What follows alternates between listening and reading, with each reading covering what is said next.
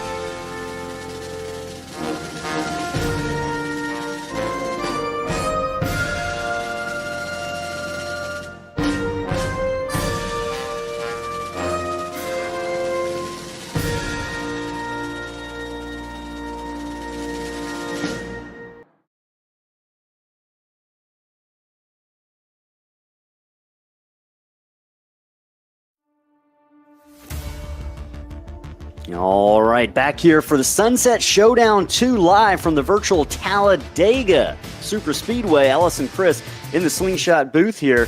Chris, it is going to be an absolutely thrilling race tonight. One of the things that's going to make it even more exciting for these drivers especially is how much money is on the line. Let's take a look at these stories to follow for fans tonight watching from home. There's no points. This isn't a regular series. This is a one-off special event. There's a total of $300 on the line, with over half of that going to the winner of the race tonight. So we're potentially going to have some decisions to make. Drivers will have decisions to make on that final lap. It's no friends, no rules. You're just literally going for that cash prize. Does that change the mentality of drivers tonight, Chris? Oh, I definitely think it will. You said, I mean, this is just a one-off deal. You're not going to be coming back to do another one of these next week. So let it all hang out tonight. At the end of the day, I think that most drivers would prefer to try to win this one clean. Got a bunch of good guys up in here.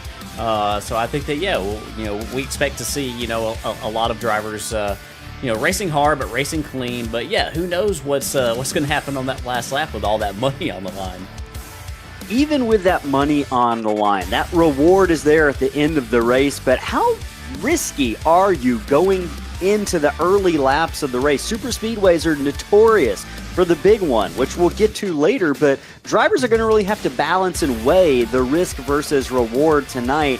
Does it really change the outlook if there are no points on the line? Even though there's money at the end, if you're in this field, Chris, when are you going to the front?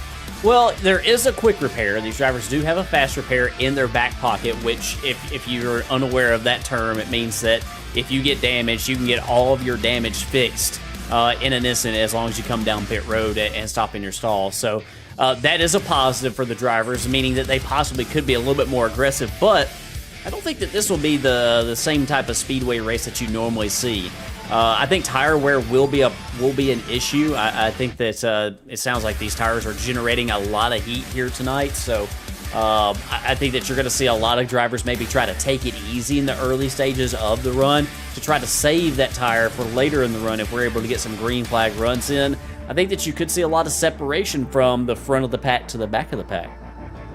There likely will be contact tonight in the form of a collision, but let's talk about the other type of contact we very well might see. Super speedways are known for bump drafting and side drafting. Even in these 1987 stock cars, we're likely to see some of that tonight. What role do you, Chris, expect to see the bumpers of these cars play over the course of these 100 laps? I think it'll be pretty minimal as far as drivers, making that contact. I think it's very difficult to line these bumpers up to make that contact. So, especially on corner entry, I've seen a couple of spins in practice from guys who were just trying it out, see how aggressive they could be. I saw a couple cars spin going into turn 3 just because they got pushed a little bit too long, a little bit too far. So I think it can be done. I think it can be helpful, but I think that it's also you're walking a tightrope if you decide to do that. And I think there's going to be some drivers that maybe get the short end of the stick on that one tonight. Hopefully not, but I think it's definitely a story to keep our eye on. So a lot of mistakes can be made. One of the areas drivers are going to have to be particularly careful is they're going to at least be making 2 pit stops tonight. We believe that is going to be the case for sure. Pit road is no cakewalk, so to speak. Drivers are they're going to have to get onto pit road cleanly, trying to go from 200 miles an hour down to the pit road speed limit of 55 here at Talladega is going to be difficult. They're going to have to be really careful. We could very well see an incident kind of break out on pit entry for several of these cars, but you've also got to go with friends. Friends are going to be important on pit road in terms of having multiple cars in a draft. The more cars kind of lined up together on the track, the faster that's going to be. So you want to make sure you come down pit road with some friends so you can bring it back out onto the track and carry as much speed as possible, Chris. And lastly, we've been talking about contact, the big one. It's almost inevitable that we're going to see some sort of multi-car collision in this race. Is there anything you can do to avoid that as a driver? Is that just a fact of super speedway racing? It's just a fact. It's just a fact of super speedway racing. It could happen early in the race. It could happen middle part of the race. It could happen at the very end. I totally suspect that we will see, especially maybe if we have a restart towards the end. So yeah, I think it's a likelihood that it will happen. The only thing that you can do is maybe just get a feel for the pack, and yeah, if the energy is a little bit too great for you at a certain stage of the race, maybe you could back out, or maybe you can just slide to the to the back or to the bottom lane so that you have an escape route. There are some things that you can't do to maybe try to minimize the risk, but never get rid of it completely. And we'll be on the lookout for all of these stories over the course of the night. I appreciate the analysis there, Chris. We got a few seconds left in this warm-up practice before the race officially begins. Hey, if you've tuned in on YouTube, we are so grateful that you are here. Make sure to hit that subscribe button if you're not already subscribed. We've got other races throughout the week. Like the video as well. And you'll find in the video description there's actually a link to register for a 1/24th scale autographed Dale Earnhardt Jr. Oreo diecast car that we're giving away absolutely for free. You just got to register, sign up, make sure you're subscribed to the channel to be entered into that. So without further ado, we're getting ready to begin, Chris. We can go ahead and take a look at this starting grid. Looks like the 86 of Robert DeJersey ran the fastest lap in practice. He's going to be starting from the pole tonight. It's going to be David Brown, the 83, lined up on the outside of him. In third, it's Peter Smetana starting in that 25 car. James Ledford, Superspeedway pro that many Slingshot fans are familiar with, going to be starting on the outside of row 2. He's going to come from fourth tonight. David Flanagan in the 23 car starting fifth on the inside of row number 3. Tom Lickert in the 99 fast lap. He's starting from sixth this evening. Johnny Rapp, another familiar face, going to be starting seventh in the 52. Nick Wheeler in that 88 car going to be starting on the outside of row number 4. Sam Cosner in the 00 is going to be starting 9th tonight. And Mason Mitchum rounded out the top 10 in qualifying, starting 10th in the 24. On the inside of row number 6, it's Justin Lee Pearson in the 10, followed by Josh Ward, who, Chris, I believe he's won a couple of races at Talladega. In that number 92, he's starting 12th. Steve Vest, a super speedway kind of rookie sensation, going to be starting 13th in that 17 car tonight, followed by the guy who organized this race, Shane Coker, starting 14th in that number 32. Ashton Cosner, we think there's a relation there to Sam Cosner, is going to be starting in the 15th spot in that number 34 car. Josh Ryan starting 16th in the 8. Larry Poling starting 17th tonight, super speedway veteran Larry. 18th, Brandon Sox in the 35, followed by Sam Oliver. I believe he's won a race at Talladega before in this number 12 car. He's starting 19th. Josh Cruz starting 22nd. Looks like it might be a pit road start for Josh Cruz. 21st is going to be Jacob Musial. 22nd, Patrick O'Toole in that number 44, Terry Labonte paint scheme. James Suggs going to be starting 23rd in that recognizable yellow and white woo-woo garage, number 20. George Dibble in the number 94 McDonald's Batman car starting 24th, and then Nathan Gentry going to be starting from the back. It might be the safest place to start tonight, Chris. Pace cars bringing them around down the backstretch. They're halfway through this pace lap. If you are a crew chief right now, what are you telling your driver if he's starting in the middle of the pack? Just to keep your eyes peeled right here at the very beginning of the race. Obviously, the old saying right here, you can't win the race on the first lap, but you definitely can lose it. So keep your eyes peeled right here. If something does occur, if it does transpire, don't fret. You still have a fast repair in your back pocket. It's all going to be about keeping your cool right here at the very beginning of the race, keeping that nose clean, and trying to survive all 100 laps here. Survival going to be the name of the game tonight, Chris. Pace truck is pulling off. The start-finish line a little bit unusually positioned here at Talladega. It's not in the middle of that tri-oval. It's a little bit after, so drivers are going to come through the tri-oval here. They're going to have to wait for a minute for that flagman to throw the green. Robert DeJersey is going to be looking. He sees it. We're underway here in the Sunset Showdown II from Talladega. They bring him down across the line.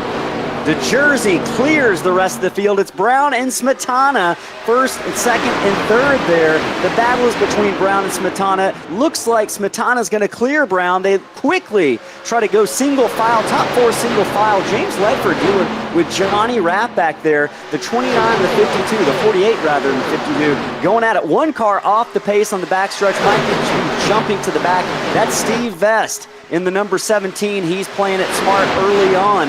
Meanwhile, up front, cars 2 by 2 by 2. Smetana still in the lead. It's now David Flanagan in the 23 who rushes forward into second. Johnny Rapp has gained 4 positions in 3/4 of a lap. That 52 car is on rails right now, Chris. Yeah, it is. He's moving up through the field right here, and he's got a lot of experience in these cars, in these 1987 cars, so he knows how to get around these super speedways in them.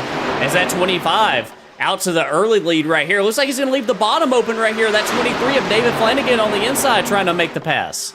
That's an interesting decision. We talked about in turn 3 and 4 in particular as the leader kind of blinks out for a second. Could be dangerous to be on the outside. Johnny Rapp's going to deliver a bump to the back of David Flanagan. He says, wham, bam, thank you, sir. Drives around to the inside. The 52, Johnny Good Guy Rapp to the lead. Sam Cosner second, James Ledford third. Single file, top 3, 4, 5. You've got to go all the way back, it looks like, to the number 86 of Robert DeJersey.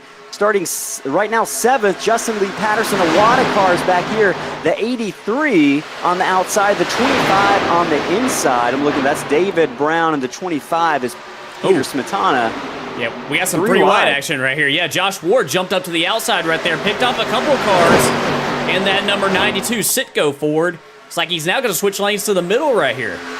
Yeah, and I did see Tom Licker kind of get the wall, lick the wall off of turn 2. He looks to go underneath Robert DeJersey here. DeJersey falling back very quickly right now. Cars trying to get single file early on. We're going to have 3 wide, and that looks like DeJersey dropping back. Maybe not liking what he's seeing early on here.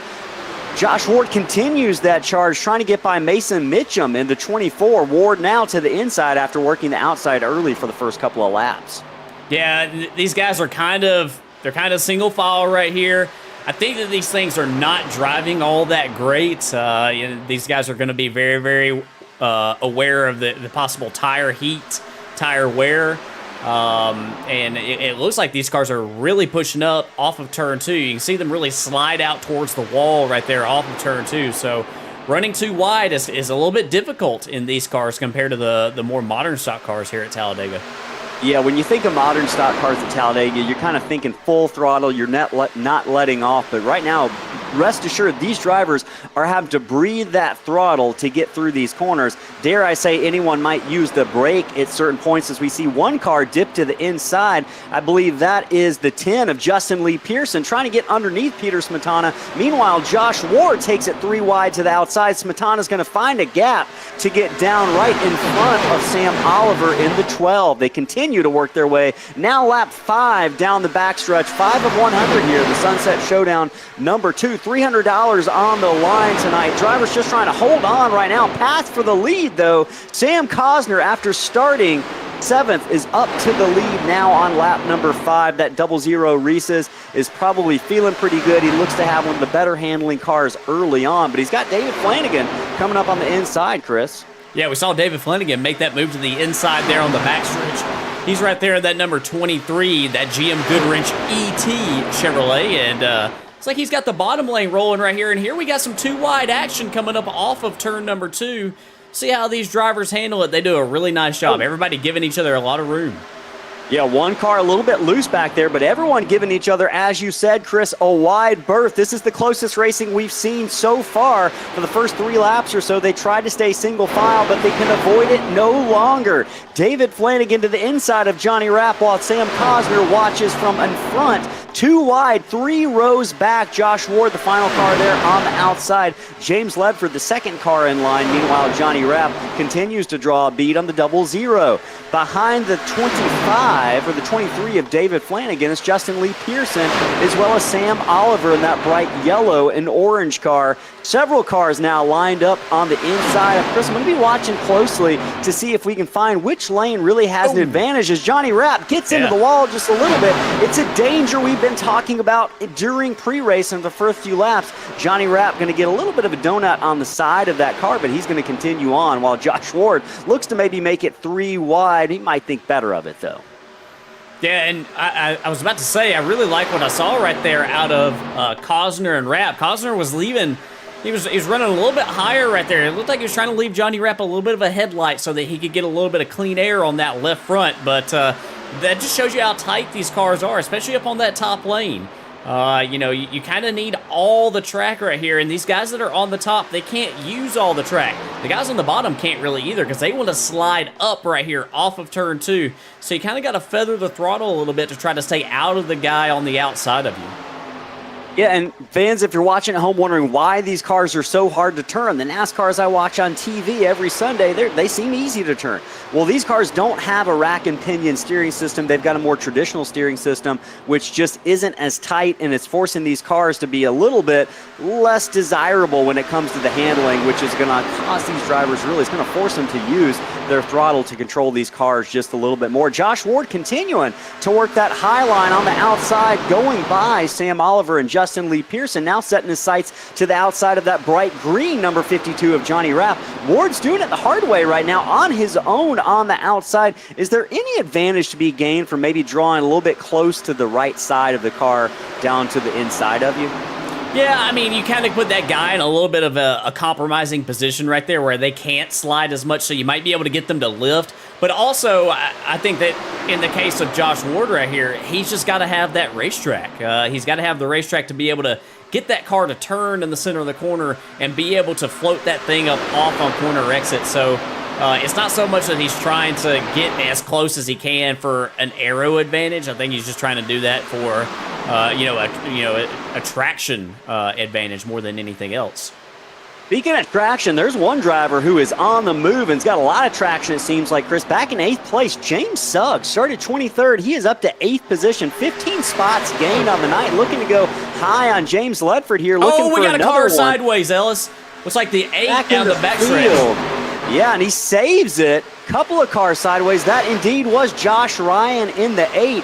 We're still under green flag conditions. That pumpkin is not looking happy on the front. We're going to see if we can find out what happened, Chris. I think he got the wall off of turn 2.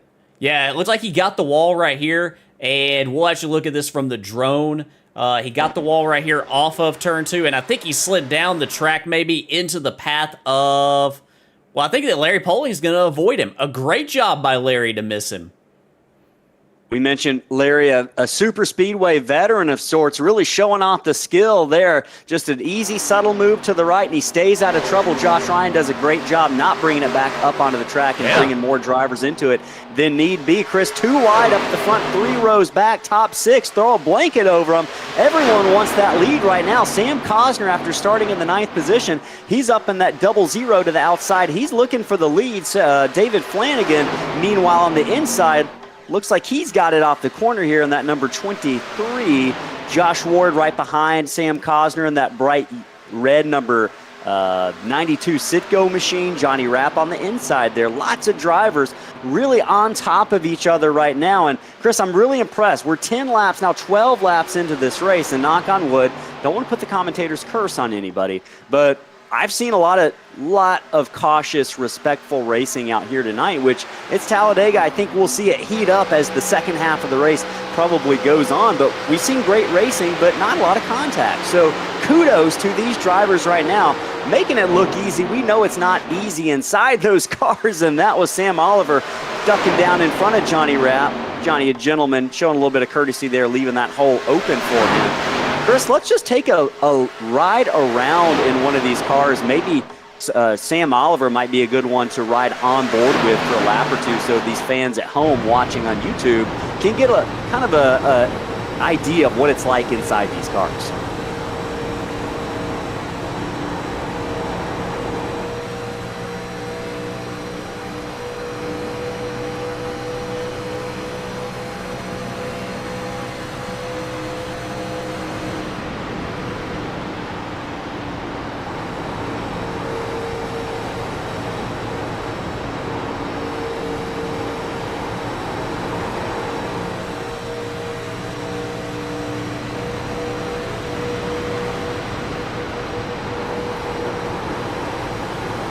And one thing else that I want to, I'm sorry, I didn't mean to interrupt. One thing I want to bring to everybody's attention, listen right here into turn 1. You can hear a lot of silence because they're not running around here wide open. This is not, like I said, this is not modern Talladega. I know we said it a lot of times, but you know, this is, consider this 1987 Talladega. where you got to breathe that throttle, let these things coast on into the corner. We're going to have a three-wide move. Three wide for the lead. That's Sam Oliver jumping down to the inside in that 12, making it 3 wide on Cosner. Flanagan, 92, catches him in the back. Almost big trouble. The 0 of Cosner gets to the wall. Josh Ward with him. I think they're probably going to live to fight another day here, Chris, but you saw that car push up, and you called it. These cars are tight off the corner. Yeah, and when you're side by side, that guy that's all the way up there on the top right there, I mean, he's in the most compromising position up there, near the wall. You've got to be able to turn these things down towards that inside yellow line. As we see another car get the wall right there, I think that was the 24 possibly of Mason Mitchum. He's going to maintain with the draft right here, but yeah, I think that's the 0 of Cosner right there. He just needed all of that track, and when you make it 3 wide like that, you put that guy in a very compromising position, and unfortunately he just got tight and just couldn't maintain. Yeah, I think that's probably not the first time we've seen it tonight. It's not going to be the last time. Now lap 15 of 100, a blistering pace here from Talladega for the Sunset Showdown 2 from Votive Racing League. Your top 5 as they run: David Flanagan, Justin Lee Pearson. 3rd is Sam Oliver. 4th now, Peter Smetana. 5th, Jacob Usual. It continues to change. The running order is ever evolving at Talladega. Loose cars off the corner there. David Flanagan still in the lead. Massive push from Sam Oliver, but looks like Justin Lee Pearson and Peter Smetana have something going up there at the top as well. That 38 of Jacob Usual. He's new to the crowd, Chris. Him and James Suggs up 16 and 17 positions, respectively. Suggs in the top 6 for the first time tonight. Lots of drivers starting near the rear have made their way up to the front. The running order has changed and has a new look now as we watch Justin Lee Pearson start a tip. He's now up to the lead with the help of his buddy, the 25 of Peter Smetana, who's been running top 5 much of the evening. They're going to look to bring it out single file here. It looks like Sam Oliver and Johnny Rapp, really the first car side by side back there for 4th. Oh, the 25 aggressive move. Peter Smetana sideways hangs onto it. Nice save. And Chris, yeah, that was we've seen a couple of really nice saves tonight. And that kind of brings up a point I've been wanting to talk about. The slingshot is something to keep an eye out for in these cars, because you might be noticing when we were riding on board, these cars are getting massive runs. Big one down the backstretch. Multiple cars do barrel rolls down the front straightaway. It's at least 6 cars involved in this lap 17 collision. The 17 and the 32 are for sure part of that. Steve Vest and Shane Coker gonna have to get some medical trucks down there to check on these guys. They get the cars going, but boy, a couple of cars took a wild ride, Chris, down the front straightaway. We're going to return to the scene of the crime and see just what happened. Yeah, we'll go back right here. I think it was the 7 car. Well, looks like we missed it just a little bit right here. I don't think that is the 7 on track. I'm not sure which car that is. It's an Alec Kulwicki throwback. Yeah, the 7 of Nathan Gentry looks like he got up into the wall and kind of caused him to break loose. I don't think that is Nathan Gentry, Ellis. I think that is, I think that's a different 7. So I know that Steve Vest was involved right here, so we will follow with Steve. Looked like he bounced down, whoever that is, bounced down into the 24 right there. That 7 Alan Kulwicki car gets thrown up into the air. We see Shane Coker thrown up into the air. Steve Vest goes for a ride as well. Yeah, that was Ashton Cosner, by the way, in that number 7. Okay. It started with him, so we'll actually go back a little bit further right here, and we'll watch this from like a drone overhead perspective. You see how high he is right here entering this corner? Look at he was in trouble all the way back here. So we'll kind of like follow him from this part right here. This is a little bit too high entry in these cars. It's just hard to be able to make the corner if you start out that high. And it looked like he bounced off the wall right here, got down into that 24 car of Mason Mitchum. And he goes for a wild ride. Shane Coker goes for a wild ride. Steve Vest goes for a wild ride as well. And the good news is all these drivers have a quick repair. Yeah. So those drivers involved, they're not out of this thing. As they come down pit road for the first set of pit stops, drivers going to be happy to get new tires on these cars right now. We're going to follow them on pit road and see where they come out. Looks like Peter Smetana is going to take the lead off of pit road. It's going to be David Brown and Looks like David Flanagan following him off. Top 3 have made their way off of pit road as the rest of the field follows suit. And we're going to have a new running order here for a restart. Lap 19, we're under caution for the first time tonight. We were running a blistering pace, but we mentioned how difficult this track can be in these cars at high rates of speed. We're talking over 200 miles an hour. It puts us under caution for the first time tonight, and that's a great opportunity to remind you, if you are watching, we're going to give away a 1/64th scale diecast tonight for absolutely nothing, free of charge. All you have to do is leave a comment in the chat. Let us know who you're rooting for, who you're here to support, who you think's going to win, and we will be glad to send that 1/64th scale diecast to you free of charge. And hey, Chris, you put it up on the screen as well. We're doing a bigger giveaway in January. We're giving away a Dale Jr. autographed diecast card. You can find the link to register for that in the video description on YouTube. So couple big giveaways going on. Just let us know who are you rooting for in the chat tonight. We've also got some jokes as well that we're going to throw out here shortly. Now might be a good time. Yeah, while we're running under caution, got a joke for you, Chris. Why don't skeletons make good drivers? Why don't skeletons make good drivers? If you think you have an answer to that, let us know in the chat. Why don't skeletons make good drivers? We'll come back to that question, that joke or question, I guess, momentarily. But right now, we're going to re-rack the top 10. It's Smetana, Brown, Flanagan, Sox, and Pearson as your top 5 right now. Oliver, Cosner, Suggs, O'Toole, and Ledford round out the top 10. We're going to have a double file restart as far as I know. I don't think we've got single file restart set. John Curley, appreciate the comment. Chromie Gaming, we appreciate you in the chat, rooting for David Flanagan. Jared in the chat as well. I appreciate everyone joining in. There's Jacob Bradley, Johnny Good Guy. He's rooting for Johnny Rapp to get that win tonight. Yeah, let us know who you're rooting for in the chat, who you're here to support. Any idea, Chris, about this little Halloween joke I've got for you? Why don't skeletons make good drivers? You definitely got me on that one. They lack the guts to pass. That was a good one, and you know it. Well, trust me, I'll be in town all night for some more jokes, Halloween-themed jokes. Robert Brope says he's here for Larry Poling, root for Larry.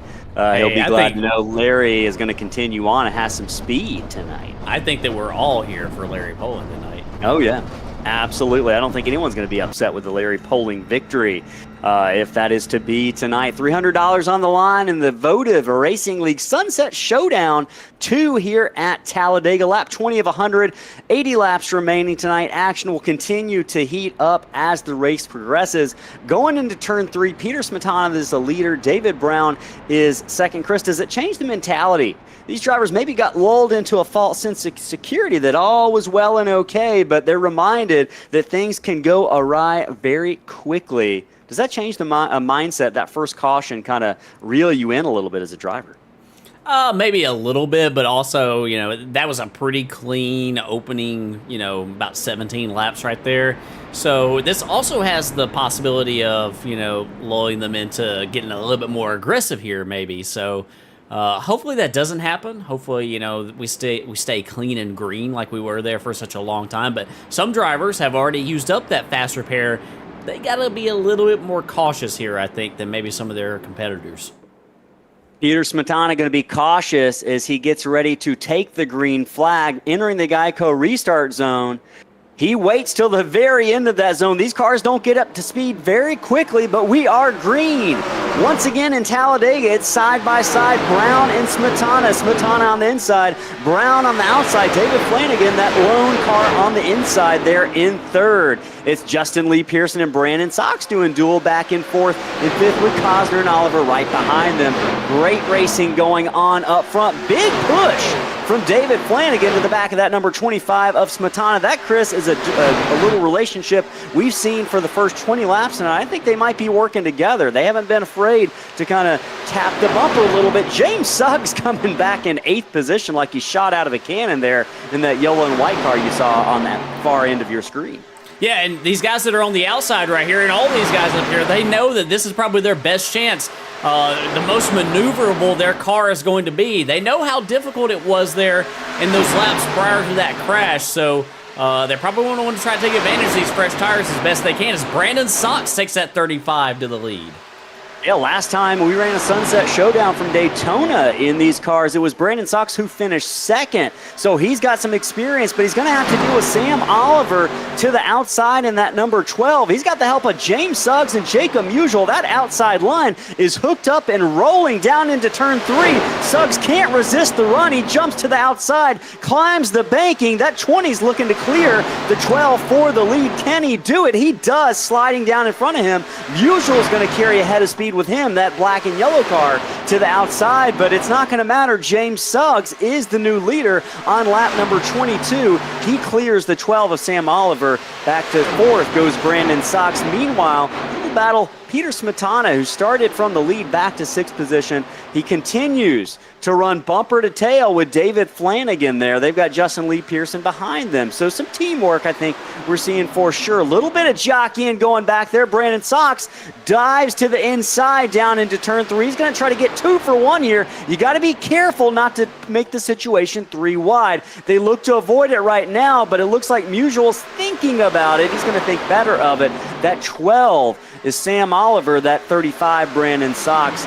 Almost 3 wide, a wad of cars here down through the tri-oval, Chris. Lap 23, now 24, and this the intensity is not dying down at all. I should say lap 24, and lots of side-by-side battles going on. Drivers looking like Chris was talking about earlier. You got to get the positions when you can while these tires still have the good, so to speak, left on them. And that inside line's struggling a little bit right now, Chris. It is, but I think that they'll get it together right here. Sam Oliver's going to switch lanes, go to the bottom right here, right in front of Brandon Sox.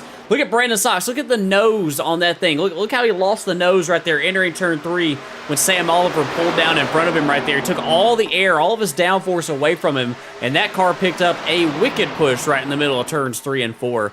You got some guys up here near the front of this field, Ellis, that they exclusively race this car.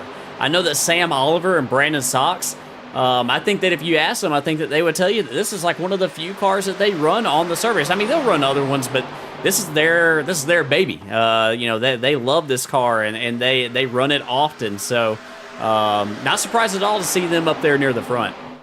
Not at all. James Suggs, another driver, experienced iRacer. Not surprised to see him up at the front. Chris, fun fact about James, he loves funky music. Not what I would expect. We've raced with James before. Great guy. Funky music wasn't on the bingo card for me when it comes to James Suggs, though. He's making some great music out in front right now. The soaring, or the roaring, I should say, of those engines. Music to James Suggs' ears. He's looking in that mirror, though. He's got Sam Cosner going to the outside. Caution is out. Collision down the front straightaway. It looks like the 94. Sorry, trying to find who that might have been. It's like the 44. The crime here. Yeah, the 44 Patrick O'Toole got into some trouble. Yeah, we'll go back and we'll watch this right here. There's Patrick O'Toole right there. Looks like he's got the... I think, yeah, that was a situation where he might have gotten loose. And we see him spinning that Piedmont Airlines number 44 around right there. That Terry Labonte throwback. If you know anything about Patrick O'Toole, you know that he is a big Terry Labonte fan. A big Terry Labonte fan indeed.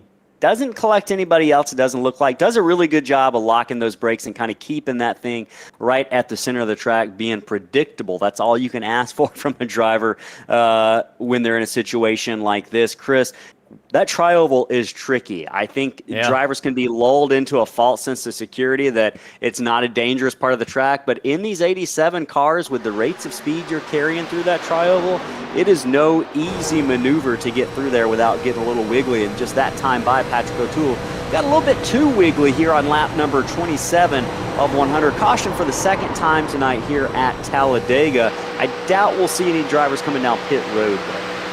No, I don't think you'll see them pit that time. And, you know, first glance, it looked like Mason Mitchum might have taken the air off of his spoiler. But I don't know if it was that or if it was just the transition. You know, there's a little bit less banking on that bottom lane of the tri-oval since they repaved it back about, oh my gosh, it's been a long time since they repaved this thing. It's almost 20 years now.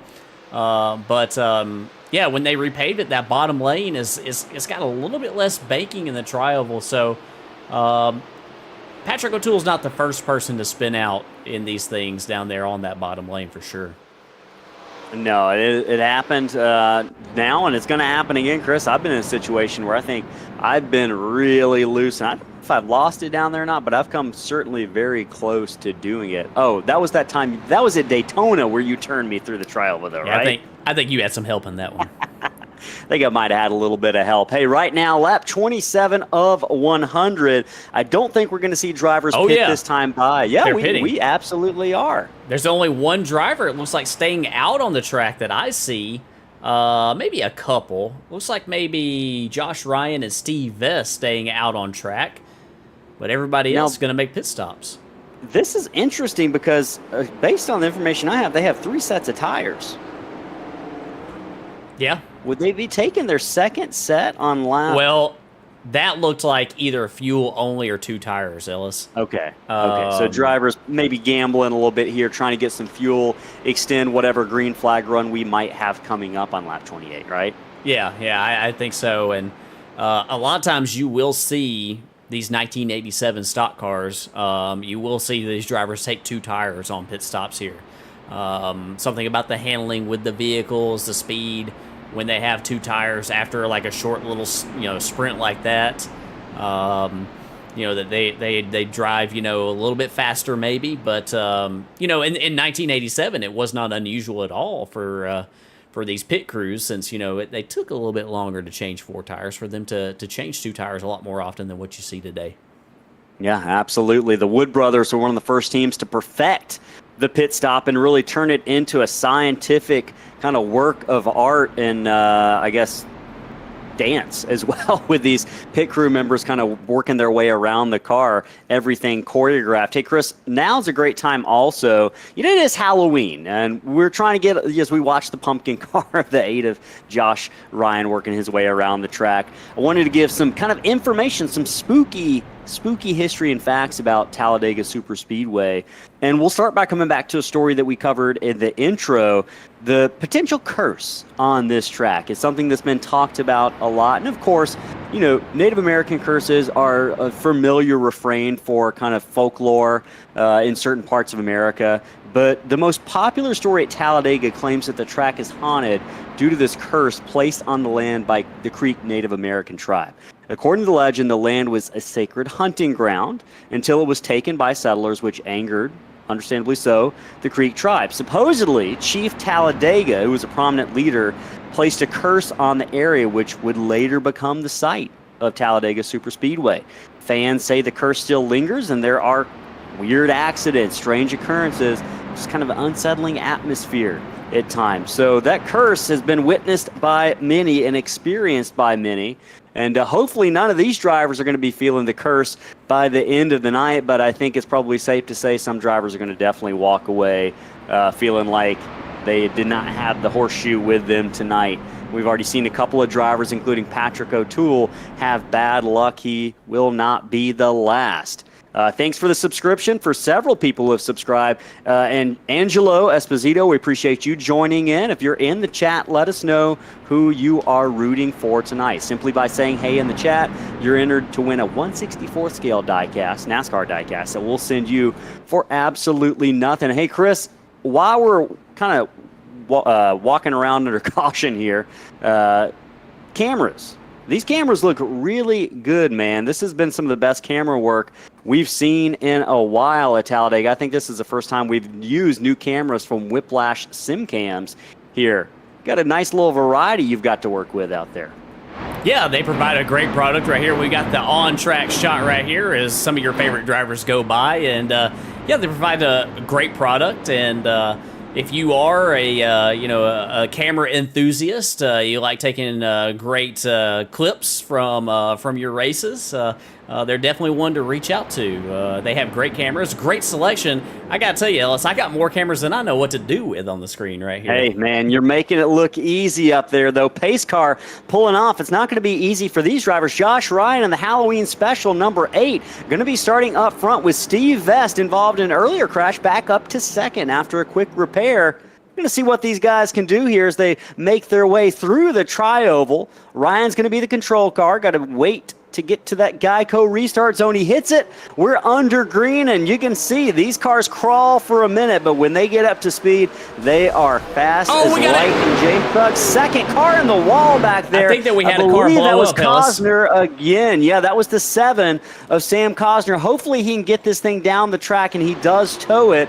That puts Josh Ryan back into the lead. Cars working their way. Sorry, just trying to get back to my cameras to make sure everything's working right. Down the back straightaway, it's Ryan in the lead. Top 3 cars side by side. Meanwhile, oh, big pass for the lead. James Suggs almost contact with Josh Ryan. He's going to bring Sam Oliver with him. Ryan's going to try to play defense here. Can't head off the pass by the number 12. Ryan goes from first to third in just half a lap, really just a corner or so. Meanwhile, Tom Lickard and Sam Cosner battle for position right behind them, and I believe, based on the paint schemes, Chris, that 8 and the 99 of Lickard and Cosner are teammates, or Josh Ryan and Tom Lickard are teammates. Yeah, absolutely. They are teammates, I would bet, and we haven't seen them up there near the front together tonight. We did see them running around at the back together, maybe using a little bit of strategy, trying to keep their nose clean earlier in the race, but here they are right now running in the 3rd and the 5th spot. A little bit different pit strategy, with the 8 staying out right there on that stop and Lickard making a pit stop. So we'll see if they can work together maybe to get up to the lead here. Yeah, they are working together like pros right now, doing a great job kind of running inside the top 5. Looks like James Ledford's going to try to dip down on the 99 of Lickard to make a pass for 4th, but he's going to have Sam Cosner right in front of him in that 00. Lickard with a head of steam in that 99 Pumpkin Mobile right on the outside of Sam Cosner. This is a great battle. Lickard's going to have to be careful, carrying a lot of speed off that corner that he doesn't get into the wall. A lot of drivers have mastered it at this point, but it is no easy feat. Can't go full throttle here through the corners. There is some finesse in the throttle involved. James Suggs continues to lead, Chris, but you could throw a blanket probably over the top 15 right now because they are nose to tail. Not a lot of space being given, but Lickard continuing to make that outside line work all on his lonesome self. Great photo opportunity for the teammates there as they run side by side through the tri-oval, and we almost go 3 wide behind them. One of the cars I've seen on the move, Chris, Josh Ward, now up to the 8th position. He has climbed from at least 15 positions back after this restart, and he is on the move, working on the outside, climbing the bank in to the outside of James Ledford. This outside line is looking to get a little bit of speed going. I think we are seeing an outside line form right now. That inside line has been strong for the moment. They're thinking about trying to break it up. Oh, the 8! Got to be careful getting in the back of Sam Oliver there. All goes well, though, Chris. This is intense. I think this is the most intense we've seen so far. Yeah, I definitely think so as well. And, yeah, you mentioned Josh Ward. I think he's been one of the more aggressive guys on the restarts all night tonight. I think he's been one to want to try to make up as many spots as he can early on, as the 99 of Tom Lickard gets a great push from Johnny Rapp to go out to the lead now. Yeah, Johnny Rapp up in the top 4 for the first time tonight. Ran up front early, kind of dropped back a little bit, but gives a big old push to Tom Lickard on the outside. Meanwhile, it's Sam Oliver and James Suggs on the inside there, 2 by 2. The top 6 really now go down into turn 3. Ward on the outside there in row 3 in that bright red Citgo, number 92. He's a previous Talladega winner. Lots of quality drivers in the field tonight, Chris. Drivers doing a great job so far.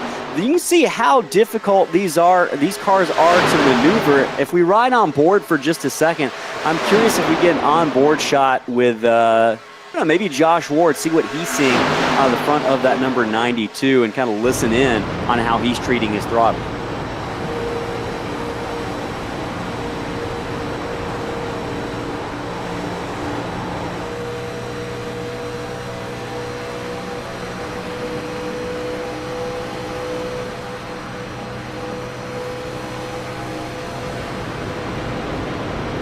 Do you think he's leaving strategically a little bit of space between him and the 52 in front?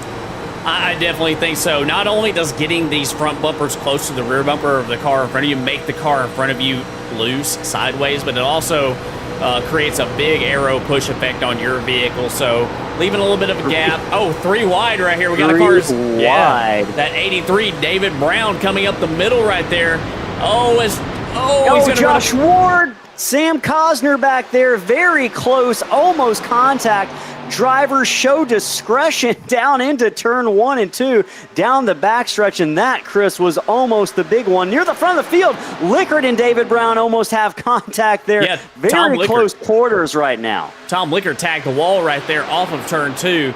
Got up really high right there. Ooh, it looks like he's pushing again right here. That right front might be a little bit hot right now, so he's probably going to see what he can do to maybe try to cool that thing off right here, maybe take it easy the next couple corners. He's got Johnny Rapp really close to him. Look how small these spoilers are on the backs of these things. We're going to ride back on board right here with Josh Ward. Look at Johnny Rapp, that yellow spoiler. That's not like the spoiler you see on today's Cup cars. That thing is small, and it is leaned back.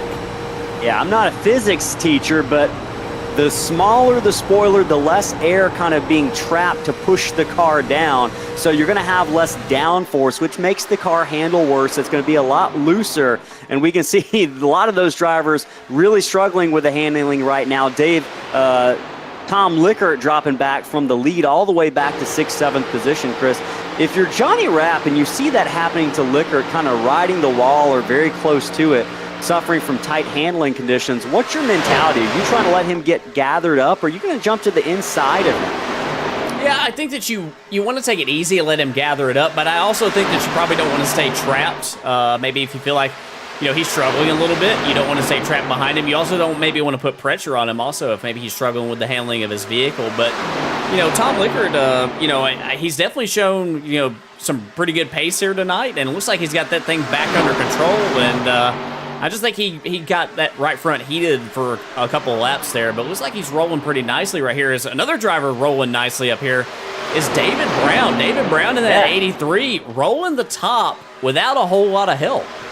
No, he has been a lone ranger here on the outside for several laps, and he is making it work. And hey, shout out, David is from Peachtree City, Georgia. That's where my wife is from, Peachtree City, Georgia. He is a software developer by day and a front tire carrier for a late model team by night for the weekend. So multifaceted, well-rounded guy is looking for the lead here on the outside in that 83. David Brown, great run, has worked his way up through the field over the last several laps, and he's been one of the cars on the move, Chris. He has been up, I believe, started second, but dropped back early. He's back up to second, now third.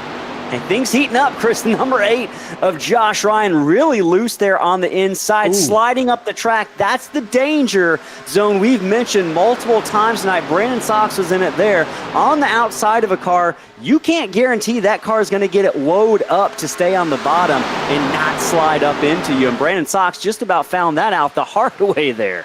Yeah, there's no guarantee at all. This type of racing requires a lot of trust from your fellow driver, and in this case right here, this being a one-off race, a lot of these guys don't know each other. Some of them do. They've raced with each other in other leagues and in other series. Maybe some of them even in Votive, some of them in Slingshot, some of them in other types of leagues. And, I think that maybe some of them just takes a little bit to get used to each other out here on the track. But, Brandon Sox got a lot of trust in that number 8 of Josh Ryan underneath him right there. And now David Brown's going to have trust in the 12th of Sam Oliver as he goes back to the outside. That outside line's continuing to form, Chris, as we watch Brandon Sox and Josh Ward, along with Sam Cosner, kind of slide into the picture for the first time in a few laps. That inside line's really been the place to be as we watch Brandon Sox trying to decide where he wants to go. It's going to have a big old run. One car down to the bottom of the track. That's James Lenford. Not sure if he grabbed the wall off of turn 2. He's going to hang on to it, though. I think he doesn't like what he's seeing. I think that was just a very quick, sudden move to the inside right there because he wants to get to the back of this pack, maybe save a little bit of tire, but also maybe feeling like things are picking up a little bit too much for him. I think you're right. 3 wide, Josh Ward climbs the banking of the trial to the outside of Brandon Sox and Jacob Musial. Jacob Musial there. 3 wide now. Again, Ward making it look easy on the outside. Now to David Brown on the outside. Josh Ward gains 3 or 4 positions there, really just through the front straightaway.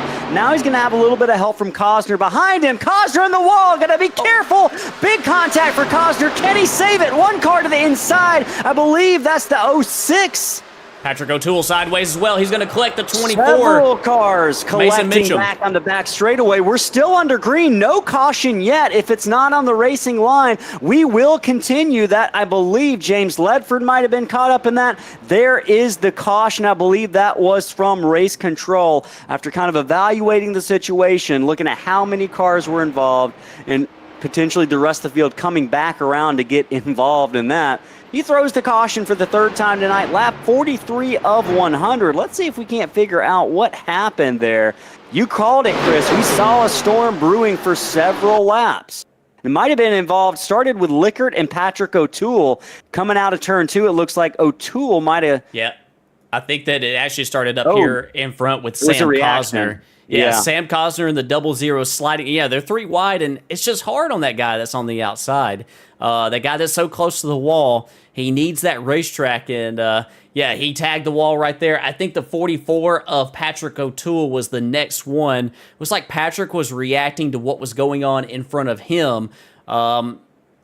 Smetana and Rapp get close together. They make it through just fine right there. Lickert goes sideways right there after contact with Patrick O'Toole. Lickert takes a licking on that inside wall right there. Hits it really, really hard. Sorry, Tom. I just couldn't resist. How long you been waiting to pull that one out? The 24, Mason Mitchum, he's involved as well. Ellis, I'm not sure about drivers who previously took a fast repair from that early incident.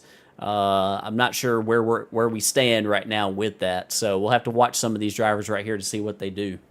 Yeah, I think we're going to find out pretty quickly who's got that quick repair left. James Suggs and David Brown going to lead them down pit road. A couple alternate strategies. The number 92, and I believe that is the 8 as well of Josh Ryan. They're going to stay out. Interesting strategy call by these drivers. We're going to find out how that plays out shortly. But right now, we're going to be watching this race off of pit road. James Suggs is going to be the guy who brought him down first, but will he come out first? Yeah, we'll have to wait and see. David Brown's got this spot right here. There's Robert DeJersey. We haven't talked about Robert too much, but there's another guy who does a lot of racing exclusively in these cars right here. And he's going to see if he can get some service on that Armor All Chevrolet. I think we'll see him before the end of the night. And these drivers are down and away. I'm curious to know if we're going to have any green flag pit stops. And obviously, it's going to be a minute till we find that out.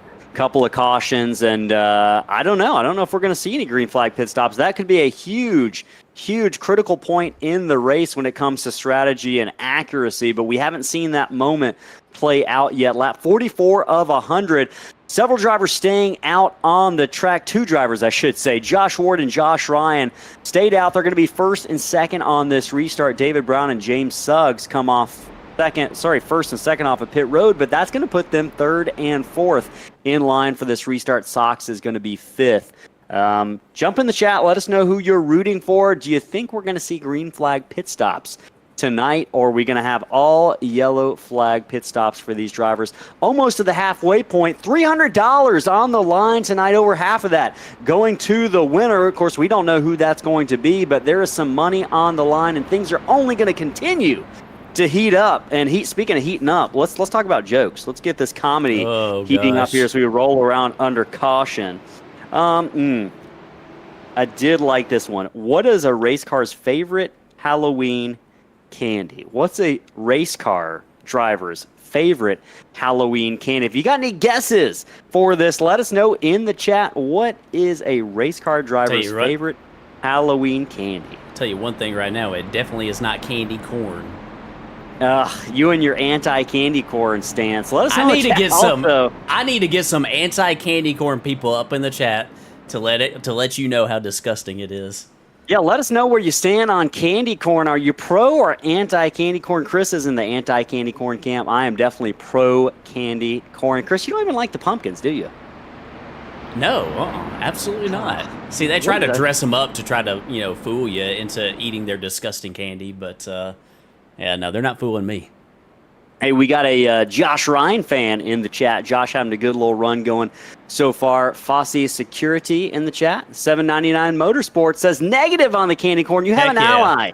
Chris, you have an ally. Hey, you're all right in my book. $7.79 Motorsport. Appreciate all y'all joining in the chat. Hey, here's the answer to the question. What is a race car driver's favorite Halloween candy? Chris, any guesses? You got me. I don't know. Ferrari Rocher. You know the little gold, the ones that are in the little gold balls? You stayed up all night looking for these, didn't you? There was some research involved. Hey, Eric Whiting says he went trick-or-treating last year and told dad jokes. All he got was a few Snickers. Oh, no. It took me a second, but it hit me. I was like, where's he going with this? And then it hit all of a sudden. Wow. Eric, kudos for that one. That was good. That was much respect as the drivers work their way around the backstretch, headed down into turn 3. Still, several cars out there, 22 cars on the lead lap. Every single one of those is capable of making their way to victory lane at the end of 100 laps tonight. Halloween Eve, drivers looking to get lucky on track and avoid the curse of Talladega. Boy, Chris, this is, we've seen the intensity picking up. How much do we think we see a little respect after a couple cautions here close together? Does it change, or does it only get more intense from here? I think it's been pretty good so far. I mean, we have seen some cautions here, but, we haven't even reached the halfway point. We're almost there, and still a ways to go in this thing. So I think we're going to see these drivers take care of each other, but still continue racing hard. Josh Ward going to be leading them to the restart through the Geico restart zone in just a moment. He can hit the throttle as soon as he gets in that blue zone. He goes early, the earliest we've seen all night. Great jump on the field. He has some trouble. Struggles to get through the gears. It looks like misses a gear, causes a stack up. Can all the drivers avoid trouble? Almost saw a couple cars, including Jacob Musial, get into contact there. 3 wide for the lead. Meanwhile, up the front, David Brown, Josh Ward, Brandon Sucks, Peter Smetana back into the top 4 for the first time in a few laps. They've got George Dibble back in 5th, right behind them. 4-way battle for the lead. Chris, the intensity is not dying down. It's only picking up. Josh Ward gets it going after maybe missing a gear, going up through the gears on the restart. He's got Brandon Sox to his outside. Sox is a super speedway pro. We've seen him win some races here at Talladega. Finished 2nd at Daytona in the last Sunset Showdown. 3 wide. Smetana down to the inside of the tri-oval. Jumps to the lead. Can he clear Josh Ward? He absolutely does, and shakes the running order up. Ward fights back on the outside down into turn number 1, Chris. That's the second time I've seen an aggressive move from that 25, and he's had no problem with it either time. Yeah, Smetana right here. Yeah, he's doing a really nice job in that Chevy right here, and it looks like Brandon Sox is going to make it 3 wide.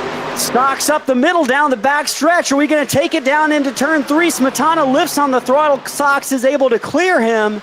Ward on the outside, lone car on the outside, at least 3 or 4 rows back, and Brandon Sox aggressive up the middle, makes it stick, nails the landing. He's now to the lead. Ward says, I don't think so. I want to lead this lap. There goes Smetana back to the inside. And what an interesting lap where we saw multiple passes for the lead and some guys looking like they're having a lot of fun out here right now. Yeah, it looks like a blast, and it's like they almost have the attitude of anything you can do, I can do better, and they're just going at it right here. Sox going back to the inside of Ward for the lead. Yeah, absolutely. What in jazz do they call that? Trading fours, I believe. Here we go There's again. Smetana with an almost identical move to the previous lap. Almost deja vu there. He makes it stick, and it ends up almost exactly the same as it did before. He tries to slide up in front of Ward. Maybe got a little bit loose there through the corner, pushed up, and boy, driver's skill is on display right now as they go through the trial one more time. I got to save my voice, Chris. Yeah. Might want to hang on there for the end right here. Smetana trying to make that move again. Josh Ward knew it was coming right here. He's going to look to the middle. Nothing going there right now, and maybe once these tires get a little bit of heat in them right here, maybe this will calm down, but part of me doesn't want it to, Ellis. Yeah, we're almost to the halfway point. Lap 49 coming up on lap 50 here in just a moment. And intensity has continued to ratchet up at the front. Brandon Sox in that Tabasco car, and he is spicy out there, Chris, making some aggressive moves, but he's made it stick every single time. Josh Ward in the Citgo Mobile on the inside, Peter Smetana on the outside. Meanwhile, David Flanagan has joined the fray once again here on lap number 50. Ward up the inside. Can he slide in front of Smetana? Or are we going to take it 3 wide down to turn 1? Heaven help us, 3 wide for the lead. Ward thankfully clears the 35 and crisis is averted. And I say crisis. These drivers are doing a great job out there tonight. Fans at home, these cars are not easy to drive around the super speedway. Just following the miles an hour, Chris. Right now, I'm going to tell you what they're going down into the corner. Ward has a big old push, 215 miles an hour down into the corner. You got to let off the throttle just a little bit. Smetana moving that throttle. He gets a little bit loose, and right behind him, George Dibble in that 94 draw. Sorry, that's Justin Lee Pearson in the number 10, drawn to the back bumper of Peter Smetana. And boy, we got some fast boys out here, Chris. This is intense. Yeah, it is right there. Smetana going back to the inside. Smetana giving us a little bit of international flavor. Not sure exactly where he's from, but it shows that he's in the Central Eastern European club of iRacing. We've also got Robert DeJersey, the Australia-New Zealand club. So a little bit of international flavor here tonight. Yeah, international flavor going on here at Talladega. 3 wide behind them. I believe that's Johnny Rapp working his way up the middle with Brandon Sox and George Dibble there as well, Chris. That is intense racing action. You almost don't know where to look because there's so much going on. Justin Lee Pearson, though, for the first time into second, drawn ever closer to the back bumper of Josh Ward. Fun fact about Justin Pearson, he says he helps with the iRacers Lounge podcast. Have you ever listened to that podcast before? I can't say I have. But maybe I need to check it out. It's a pretty good podcast. They do a weekly installment, bring a bunch of sim racing and iRacing news. I'm pretty sure you can find it on any of your Spotify apps, the podcast apps that you use. I think they're probably on Spotify and Apple Podcasts. But yeah, it's a good little podcast. So Justin out there representing the iRacers Lounge in second place right now in that number 10. Top 3, 4, 5, 6, 7 cars. Single file. The real battle back here is between Jacob Musial, George Dibble, and Sam Cosner. We know we got some Dibble fans in the chat right now. Jared rooting on the number 94. He'll be happy to know Dibble is up to 7th in the top 10 tonight. James Suggs, I'm watching that move going on right behind that. Brandon Sox drop back a little bit, Chris. Is that a result of maybe just not liking what he was seeing up front? Possibly, and sometimes just the lane won't work in your favor, and you might just slide on back right there. Yeah, Brandon's been around. He knows what he needs to do, and I think that you'll definitely see him up near the front of this thing by the end of it.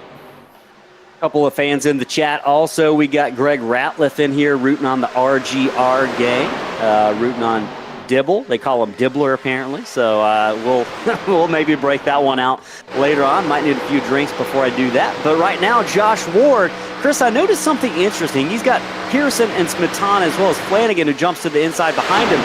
They've shifted up to the top of the track, at least the top 3. Any ideas why they maybe gone that route, even though we know the cars seem to not handle as well up there? Well, I think that if you're on newer tires, I think that you can get away with it. Also, I think if you don't have a driver to your inside and you can enter maybe a little bit lower and sort of allow the car to drift up, I think that that's okay.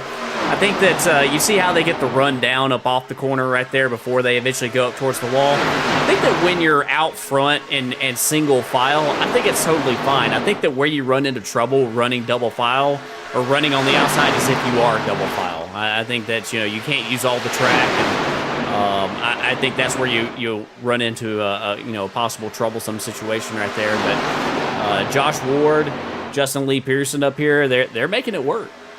They are definitely making it work. You spoke of trouble, though, and Josh Ward might be in trouble here shortly, Chris, because he's got 28 laps of fuel that he has used. We think he's got around 7 to 8 laps left in that tank. If you're Josh Ward, are you hoping for a caution? Are you hoping that this thing goes green right now? Because if he were to pit, that would put him pitting on around lap 62 or so. That would be 38 laps from the finish, which is just over what we think this tank will hold in terms of laps of fuel. So he's in a really interesting situation for Josh Ward. I'm curious how this thing is going to progress. We'll have a better idea of that probably in the next few laps once we see his decision on when to pit. You also got to think about getting down. Oh, he hit the wall off turn 2. Ward! boy, he gathers it back up, but man, the commentators curse, Chris. We cannot avoid this thing. Yeah. When we put someone on camera at least once a race, bad things will happen. It's been compared to the Madden football series cover curse. That, all the athletes appearing on that end up getting injured that season. The commentators curse is very similar here in Slingshot Racing Media, but it's a battle for the lead. Justin Lee Pearson trying to hold off Sam Oliver to no avail. Peter Smetana there on the inside as well. Yeah, and, going back to Josh Ward, Ellis, he does have those extra laps on his tires, and that's where he wanted to be. He wanted to be out front where the tire wear would not affect him as much with that clean air on his nose. Unfortunately now, sort of buried a little bit deeper in the pack. It's going to make it a little bit harder for him, but we need to keep in mind, he's done a lot of laps under caution on this stint right here, so he could probably go a little bit further than what we're thinking. Yeah, that is true. So that could put him in a position where he's got one more pit stop that he's got to make. Obviously, all these other drivers, we suspect they can probably make it another 25, 26 laps. So they've got one stop as well. So most drivers going to be down to one stop if it comes down to fuel. Obviously, tires are a different story. This track is eating up these tires like a cheese grater. James Suggs, speaking of cheese, in that yellow woo-woo garage mobile is up to the outside in fourth position. Now jumping to the inside as soon as I say that. But yeah, they're eating these tires up, and you're starting to see the effects. Josh Ward, obviously much more mature tires on that number 92. He hit the wall a couple of laps ago, but I'm starting to see drivers get a little squirrely, Chris, as they have to maneuver that throttle even more as these tires take on some wear. Yes, Peter Smetana, nobody's been more aggressive than him out here on the track, I feel. He's not making any type of erratic moves or anything like that, but he has not been afraid to make it 3 wide, and now he's got that 25 out into the wind right here. I don't know if Sam Oliver's going to let him stay out there. It looks like Oliver's pretty adamant about trying to take that lead back, and he's looking to the inside right here going into turn 1.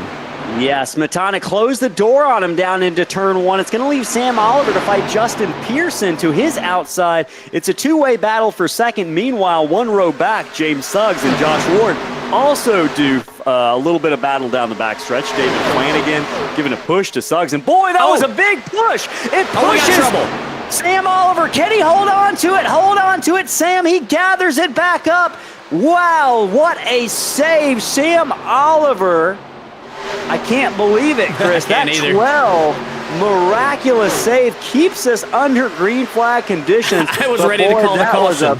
I was too. That was a big old push that went a little sideways there, no pun intended, and we talked about that in pre-race. Yeah, right here you see the push right here. Suggs coming with a big run. Watch how it lifts the back end of this 12 right here. Yeah, you see the back end kind of, that's just a little bit too much right there. Sam does a nice job, especially turning into the corner right there. On corner entry, these things will get really upset. And yeah, he just does a great job of not overreacting, not steering that thing too hard to the right, and gets it down here on the flat right here. Maintains a great save by Sam Oliver. Yeah, that was an amazing save. Fans reacting in the chat right now, giving kudos to Sam Oliver, Greg Ratliff, and Eric Whiting, both in the chat, saying, what a save. Surprise, shocked face emoji. Right now, Josh Ward takes over the lead once again. He's got Jacob Musial behind him. Justin Lee Pearson working with Peter Smetana. Lots of more contact going on, Chris. We are on lap 61, just 40 laps remaining. We're getting to the money phase of the race. $300 is on the line, and you're starting to be able to see it as Justin Lee Pearson shoots out to the lead with the help of Peter Smetana. The 92 of Josh Ward, however, staying on the outside, trying to hang tight with the help of Jacob Musial on that black and yellow number 38. As they work their way through the tri-oval here. A lot closer, Chris. I've seen these cars just a little bit closer each and every lap. Shermanator also chimes in with kudos to Sam Oliver for that amazing save. And Sam's just a pro in these cars, Chris. We've seen him finish second in a championship race in Slingshot Racing League in these 87 cars, and he is no slouch at all. He's not. Yeah, he definitely knows how to drive them on any type of track, especially on one of these super speedways, and he proved it right there. Look at Justin Lee Pearson right here, Ellis. In one of the few, I haven't seen many of the Pontiacs in the field. He's got that Pontiac right here out into the wind, and I'm not sure if we've got any other ones, but yeah, he's making that inside lane work, but you got Peter Smetana up there on that outside. Smetana is looking to take that lead back. That's Smetana to the outside now, dives to the inside to try to head off a potential pass from Justin Pearson, who's got his own battle going on with Josh Ward in that number 92 to the outside. We expect to see Josh Ward probably on pit road within the next 5 laps. Musial grabs the wall off of turn 2. Meanwhile, David Flanagan draws to the back bumper of Justin Pearson, giving him a head of steam down into turn 1. Can Pearson make it stick? He gets very close to the side of Peter Smetana, but woes it down to get it down to the yellow line there in turn 3 and 4. Smetana looks a little bit loose through 4 there. Chris, did you notice a little bit of a wiggle in that 25? Yeah, it did look a little bit loose right there, and I also saw that 10 car. It looked like to me that, you know, just the push going into turn 3 just caused him to carry so much speed right there. It looked a little bit tight right there entering turn 3, so the right fronts might be starting to give up a little bit on these cars at this point in the run. Boy, Josh Ward put his fate in his own hands there, coming down. Oh, the number 10, Justin Pearson in the wall right in front of Josh Ward. Chris, this is not the first time we've seen it, and I think we're going to start seeing this a lot more now. 20-plus laps on these tires. Tire wear is going to play a significant role in the way these cars handle, and we're starting to see it. Cars edging up to the outside on the exit of turn 2, grabbing the wall down the back straightaway because they can't get it really to turn. Oh, Josh Ward makes an aggressive move to the inside of Smetana. They make contact. Both drivers gather it back up. It's going to open the door for Jacob Musial in that 38. He slices up the inside now to the middle. The 38 side by side with Josh Ward. Can he hold on to it? He's going to lose a little bit of ground now. Half a car length separate the two. Justin Pearson is going to choose to dance with the 92 down the back straightaway.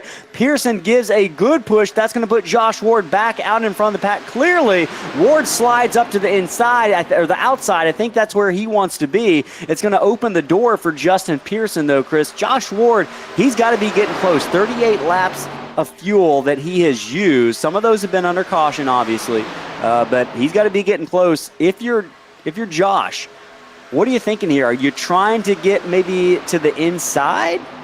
It's just so hard to say, you know, how close he is because we don't know how much they've been lifting. You know, if he's been further back in the pack, you know, he's probably been off the throttle quite a bit, so that fuel number could just be way different. But if he was interested in saving fuel, I think that he wouldn't be up here trying to take the lead like this. I think he would just be trying to ride and, you know, just try to use as little throttle as possible. But you know, he seems to me like once he gets out here to the lead, I've seen it a couple times how he slides up here to the top lane like this. I think he feels like that's the best way for him to be able to control the race. I think that maybe he views that as like I can maybe get the push from that car on the outside while, you know, trying to, you know, shoot to the bottom of the track in the corner. And we've seen a lot of that out of the 92 here tonight. 3-wide battle for the lead. Ward gets back out in front, slides down in front of that 3-wide battle. Musial was in the middle of Smetana and Justin Pierce for just a moment. Or Justin Pearson, sorry about that. He tries to go 3-wide again. Not an inch separated those 3 cars, and they make it stick. Can Smetana hold it to the outside? Can the 38 of Musial clear the 10? He does. And Chris, wow, we are seeing some amazing moves from these drivers out here. I just love watching these 87 cars with the runs they can make. Here come a couple of cars down pit road. Ward, Pearson, it also looks like Johnny Rapp's going to be with him here as well. They are all on a similar strategy. Actually, I believe... Yeah. And I think that Josh Ward might be in danger of speeding on pit road. He had the tires locked up. That's a story we hadn't had a chance to talk about tonight because we haven't had green flag pit stops. These 87s are hard to get slowed down. They're going really, really fast, and they got some awful brakes on these things. So we're going to find out really quick if Ward has a black flag. And I know our race controller is also in the YouTube chat. Maybe he can let us know if the black flag has been issued for the number 92 on pit road. And we mentioned it. You got to get on pit road, and if he gets a black flag, he's going to have to come back down. That will likely cost him. If we were to go green, it will definitely cost him a shot to win. But good news for him is we might not go green. We got 33 laps left here. The final phase, the money phase, so to speak here. final third of the race about to get underway. Up front, it's Jacob Musial, Peter Smetana, Sam Cosner, and David Flanagan on the inside in that number 23. Meanwhile, George Dibble, a fan favorite in the chat, in the Mackie D's mobile on the inside. They come up here on Justin Pearson along with Johnny Rapp, as well as Josh Ward. These cars that just came down pit road, who are going to try to blend in here. Oh, and the Ellis, goal is to blend in. Yeah, go ahead. Josh Ward is still on pit road, so I think that confirms that he did have a pit road speeding penalty.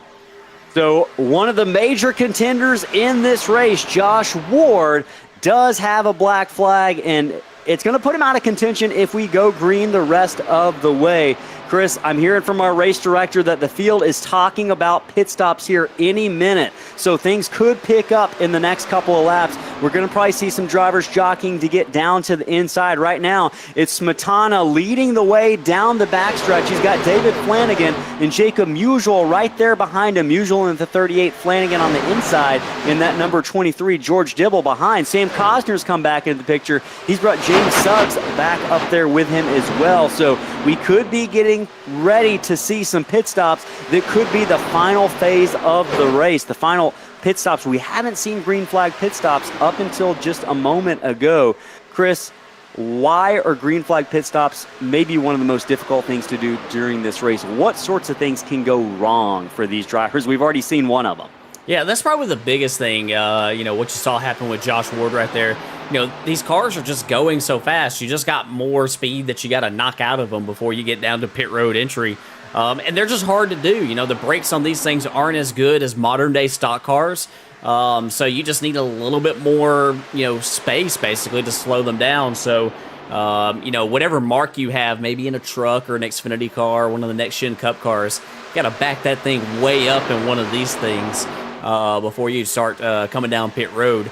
Also, organization, coming down pit road with other drivers. You want to try to come down here with a few drivers so that way you guys can come off pit road drafting together. That's very, very important. And speaking of drafting together, we got a couple guys out here in Peter Smetana and David Flanagan who are putting a little bit of a gap on Jacob Musial and the rest of the field here. That's something you can see. Oh, it's Musial's in the wall off turn 2. Into the wall. You saw the field jump down to the inside and check up just a little bit. Musial feeling that tire wear, Chris.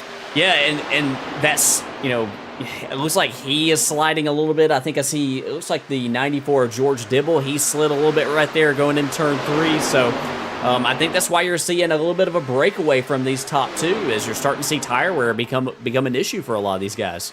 Tire wear is becoming an issue. Chris, I want to give a shout out, jumping back to the 11th position real quick. We've seen Josh Cruz and Shane Coker racing some drivers we haven't been able to talk about much of the night because of the exciting racing way up in the front of the field. This is a battle right outside the top 10. The 86 of Robert DeJersey, Josh Cruz, Shane Coker, all working together here in kind of a secondary pack.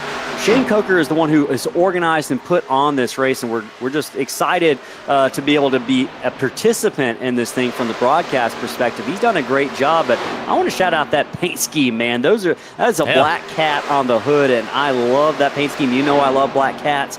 We got a couple of them at home, and fun fact about Ashton Cosner, he's the driver in this race. We've seen him all the way up to dropped out now. He was running the top 15 earlier. We have a couple of drivers with cats in this field. So I don't know if they're black cats or not, but I don't think black cats are bad luck at all. At all. Not at all. And there's something to be said for a simple paint scheme. I like a little bit of a simplistic paint scheme. And, he's got that... It's got that thing looking real good. Got it up here, in the Halloween spirit.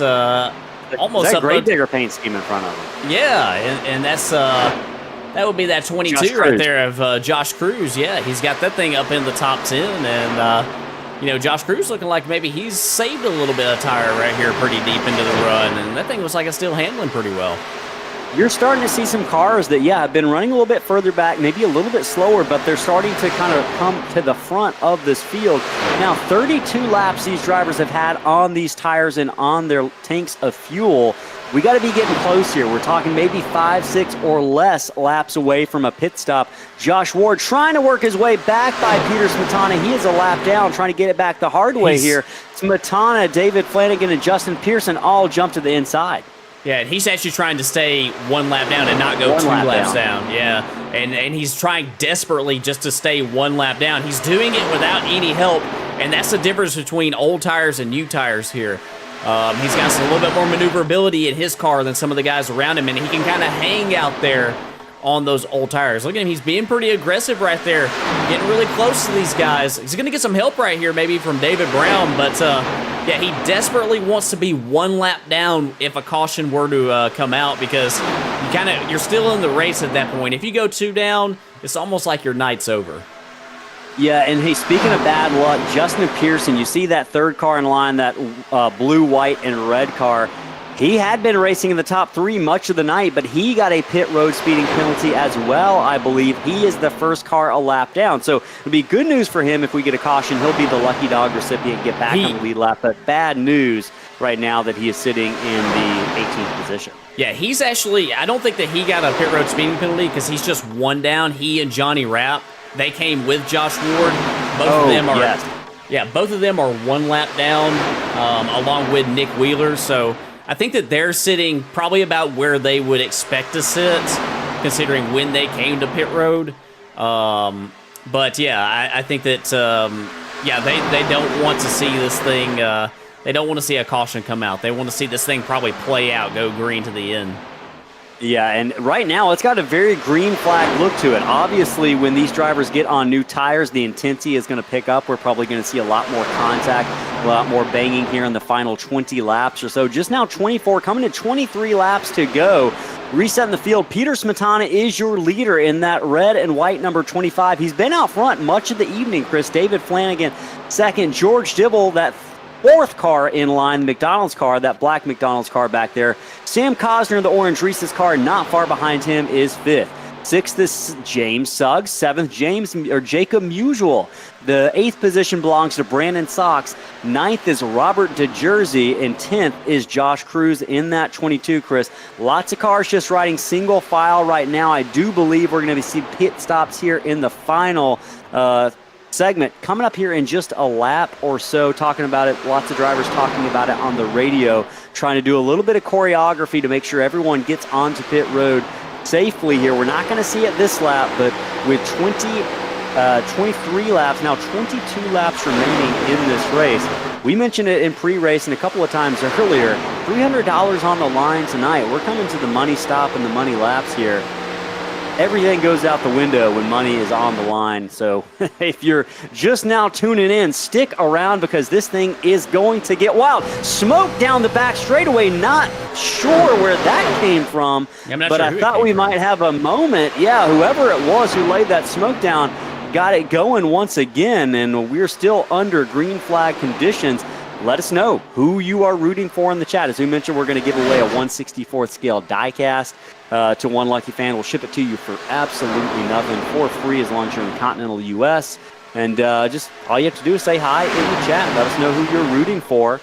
I do, maybe for the final time tonight, Chris, have one more joke for you. All right, bring it to me. I'm looking through my best ones here. Ooh, I don't know if you can handle these. Probably not. Why do vampires make terrible race car drivers? Why do vampires make terrible race car drivers? Any guesses in the chat? Let us know. Why do vampires make terrible race car drivers? I'll have to think about this one. All right, we'll come back to that here momentarily. We got some, Dibbler has brought the fans tonight. He's running in 3rd position, Chris. That 4th car in line up front, right behind the blue car of Justin Pearson. He is in 3rd position. He's got Cosner with him in that 00. And right now, oh boy, for a second, Peter Smetana blinked out. Chris, I found out what happened down the backstretch. The 8 car is off the track, towed it to the pits. Not sure what happened with Josh Ryan. He's been running up front much of the evening. The 10 in the wall. Justin Pearson in the wall. Yeah, he gets it gathered back up. And here we go. Pit stops have begun. Top 3 coming down pit road. Cosner's going to have to woe it up. Smokes the tires He looks to gather it back up. He's got down to pit road speed. It looks like one car coming down behind them as well, Chris. This is a critical point. 3 cars together, that's a pretty good number. Can they all avoid catastrophe and get off pit road cleanly is going to be the big question. And this very well might force the hand of the leader, George Dibble, James Suggs, and David Brown. Did one of them slide it in? Yeah, I think that it looks like back there, one car had a little bit of trouble pitting. That looked like that might be Shane Coker. I could be wrong about that. Looks like a car further down the pit road. Yeah, and that was a 2-tire stop right there for those two right there. Ellis, did you theorize that those two are teammates, the 23 and the 25? I think they might be. I think that they are. Yeah, I think they are, because the way that they have been working together on the track there, pitting right there in sequence, doing the same things, I have no doubt those two probably are working together here. Speaking of working together, another group coming down pit road. It's Dibble, James Suggs, as well as the 38 of Jacob Musial.